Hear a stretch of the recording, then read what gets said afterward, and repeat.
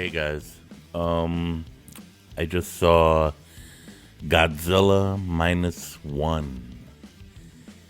Now, for those of you who know me, well, I'm a huge time Godzilla fan since the age of 4, and I've seen every Godzilla movie that has ever came out. And I'm going to tell you right now, right off the bat, this is arguably, and probably, and this is just me, this is the best Godzilla movie I've ever seen. I'm serious, okay?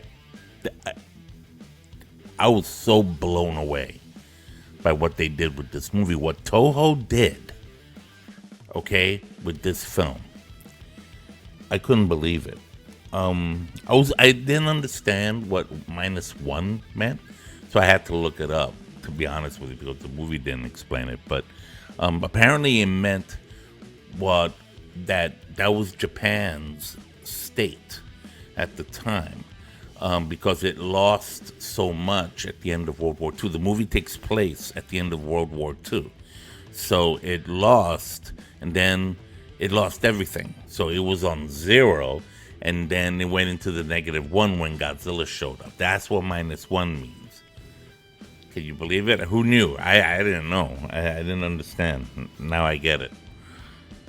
So that's just a side note. This movie was spectacular. I was so blown away by it. When Shin Godzilla came out in 2016, I enjoyed the heck out of that movie too. And what I loved about Shin Godzilla was that I actually had a bit of a care for the characters there. There was a character element there that with the humans, with the people, the human element. That's something that's always been lacking in Godzilla movies. Nobody ever cared about the people. You know, it was like, oh God, they're running around trying to take care of this, and nobody cared about them. In this movie, in Godzilla -1, you cared. I cared a lot. Okay? It follows the end of World War II. This young kamikaze pilot who decides to make some decisions that are not very becoming for his duty as a pilot, and he lives to kind of regret that. He feels really bad about himself. He always felt less than, -1 maybe, it would be a good way to say it. And you follow his story with his faults, with his failings, and how he struggles with that, which is something we can all kind of relate to, right? I think that's one of the great things about this movie. Like, we could relate to the character because we all have faults and failings and shortcomings. And you see that blown out and open with this guy. He goes back to Japan with his head hanging low. Of course, not before encountering Godzilla in his pre-nuclear state. Like we see a younger, smaller. God, not that small, but he's still huge, but not in the full form that we see him later on, or that we're used to. Time goes on because the movie covers a good 2-year span between the end of 1945 and early 1947. He and this woman he comes across while they're trying to rebuild Japan. They try to raise this orphaned baby girl, and together they try to help rebuild, regrow everything. But then Godzilla reappears again, and this time he's fully grown because they did a nuclear test in the South Pacific, following the standard thing of his origins and how he became what he became. It was spellbinding how they were showing. I mean, look at this image. You've seen this in the trailer. Like, it's in the trailer. They're in the little boat, and they're trying to get away from this thing.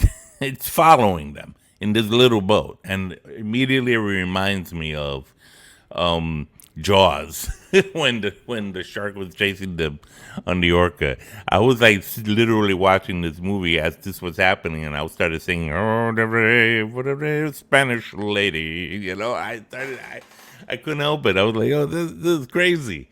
You need a bigger boat. I love the design of this Godzilla. He's fierce. He is scary. This is not good guy Godzilla fighting and defending Earth against bad monsters. No, no, no, no, no. This is the bad monster. This is the monster that you want to get the heck away from. And I kind of like the design. I actually have a couple models here. This is the Heisei Godzilla, right? And this Godzilla, if you look at his face, his head, it kind of has that similar, it has a similar, you know, look. It's as if they took the design of the Heisei Godzilla from the early to mid 90s and mixed it up a little bit with the Shin Godzilla. Not too Shin, not too much Shin, because Shin is crazy looking. If you look at Shin is bugged out looking, right? So, but nonetheless, like the body, the torso frame, it kind of has a little mix of those two. I also love, and you see this in the trailer, how Godzilla is when he does his atomic breath. Whoa, that was amazing. It was definitely, first of all, it's they do a definite call, a little nod to legendary Godzilla, to Monarch Godzilla, because the lighting up of the spikes before he shoots his ray starts at the end of his tail and works its way up. The lighting up, the popping out is well, that's unique. That was different. That was good though. I like that very much. I also like the nods to the original 1954 Gojira, where you see Odo Island, where in the original film everybody first sees Godzilla, and then hold on for a second. I'm trying to freaking put this thing. Yeah, Odo Island was a nod to the original film. The music was a nod to the original film. There was so much. You hear that familiar theme, Godzilla theme in the movie. That was amazing. It was such a nod to that. Another nod was, funny enough, there's a scene where to the original film was when Godzilla was ravaging Tokyo. There's reporters on a roof trying to report and saying, look, saying all that, and Godzilla's like right there in in their faces, and that reminded me of the reporters on the tower that were in the tower doing the same thing. They were reporting, and Godzilla was right there. And if you watch that scene in 1954, it parallels that. So that was I think another nod. Again, what I really enjoyed the most out of this one was the human conundrum that was so clear and apparent. You see, in the other films, it wasn't clear and apparent, and it left you not really caring for the character. You just wanted to see the monster action. Here, you get the monster action, no doubt. Oh, no doubt, you get the monster action, but you also want you want this poor guy, this soldier dude who goes through a lot of he's emotional. He's emotional. There's some over drama, but you do feel his pain. Him and the girl that he's with and what they're trying to get through, and go through, and especially when Godzilla shows up, the destruction he brings, the mayhem he brings. When he shoots that atomic breath, he shoots that atomic breath. Like whatever went over there became a mushroom cloud. Like another nuclear weapon just went off. And one of the greatest shots is him looking up into the sky, seeing what he created, and just doing his roar, which is, it's in the trailer. Oh my God, amazing. But what I loved also about this movie, I think really what made the movie, honestly, was the human element. It really was. You cared about your characters. This guy befriends another group of guys who, help him out, and one of them happens to be a real smart guy. I actually thought it was Dr. Serizawa. I was wrong. The guy with the glasses. I was apparently it was another character. But he and a group of others get together to try to work out a way, devise a means and plans on trying to defeat Godzilla. And it just, it's not just about defeating Godzilla. It's also, I think, really about them trying to rise above the ashes of what transpired in their loss of World War II. I mean, you really feel the sense of what they went through at the end of the war. And then with this new threat in the form of this force of nature, Godzilla, they end up, having to band together to once again try to rise up out of that. And you see it and you feel it and you want them to succeed, And Godzilla is for real, man. He's not only a destructive force of nature, but you get the sense, you feel the dread, you feel the danger, you feel his destruction in this film. It is by far, the best Godzilla movie I've seen. It has everything a person can want. You want the human element, you want the monster, you want the action, you want the wow factor. It's all there.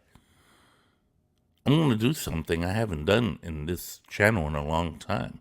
I'm going to give this movie something that is usually reserved for the classics, but because I think this is a classic, and this is going to become a classic, I'm going to give Godzilla Minus One 5 coffee cups. You heard me right. 5. Freaking 5. Okay? I am wired. This is a lot of coffee, and I'm going to be up all night as a result of it. And caffeine doesn't do much for me. But let me tell you, Godzilla Minus One did a lot for me. And it's going to do a lot for you too if you've watched it. You haven't seen it yet? Go. Check it out. Come back. Talk to me. Comment below. Share with me your thoughts on Godzilla. And you don't have to be a Godzilla fan to enjoy this movie. You don't have to be a monster movie kaiju fan to just go watch it. And you'll come back and like, wow, Ralph, I'm not a Godzilla fan like that. Not like you, not like other people, but damn, that was good. Check it out. Check out Godzilla Minus One. You will not be disappointed. And with Godzilla X Kong coming up next in a few months, from Legendary, we're just getting started on the monster train. So let's go jump on the monster train right now and enjoy this. I got my Godzillas right here. Like I told you, I'm all good. I'm ready to go. So let's do this. Ralph Perez, Horror and Coffee. Enjoy. Please consider subscribing and give me a like. I like likes. Likes are likable. Have a good night. Take care.